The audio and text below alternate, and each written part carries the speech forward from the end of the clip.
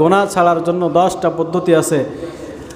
এই 10টা পদ্ধতি যদি আমি আপনি অবলম্বন করতে পারি, আশা করা যায় আল্লাহ তাআলা আমাদেরকে গুনাহ থেকে ফেরায় রাখবেন। 1 নম্বরে বলছিলাম কি, হিম্মত আর দৃঢ় সংকল্প করা। 2 নম্বরে তাওবা করা। তাওবার জন্য কয়টা শর্ত ছিল? 4টা শর্ত।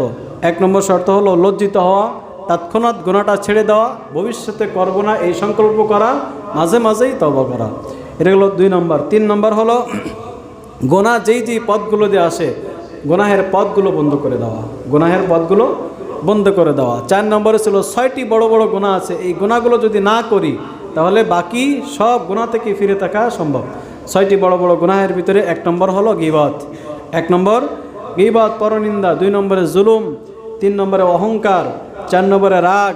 5 নম্বরে যেসব নারীদের সাথে দেখা করা হারাম, যেসব নারীরা পুরুষদের সাথে দেখা করা হারাম, তাদের সাথে দেখা না করা। 6 নম্বর হলো সন্দেহজনক এবং হারাম খাবার থেকে বিরত থাকা। এটা গেল 4 নম্বর। 5 নম্বর ছিল নামাজি যদি আমি আপনি নিয়মিত হতে পারি তাহলে আল্লাহ তাআলার কাছে আশা করা যায় যে আমি আপনি গুনাহ থেকে ফিরে থাকতে পারবো। 6 নম্বর পরকালের মোরাকাবা, পরকালের চিন্তা করা, মৃত্যুর চিন্তা করা। 7 নম্বর মাঝে মাঝে কবর জিয়ারত করা, কবরস্থানের পাশে যে মৃত্যুর কথা স্মরণ করা যে আমাকেও এখানে শুতে হবে। এটাই ছিল 7 নম্বর। 8 নম্বরে সব সময় আল্লাহ তাআলা আমাকে দেখতেছেন, আমি আল্লাহ তাআলা চোখের আড়ালে কখনোই হতে পারবো না। আমি গুনাহটা কীভাবে করি, আল্লাহ তো আমাকে দেখতেছেন।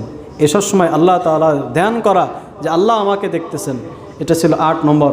9 নম্বর হলো যদি জেনা ব্যভিচারের এই সংক্রান্ত গুনাহের আকাঙ্ক্ষা আশা হয়ে থাকে তাহলে খুব দ্রুতই বিবাহ করে ফেলা।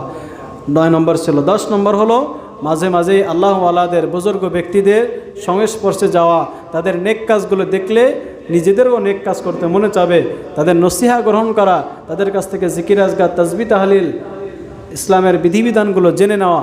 এটার দ্বারা আল্লাহ তাআলা আমাকে আপনাকে গুনাহ থেকে ফেরায় রাখবেন।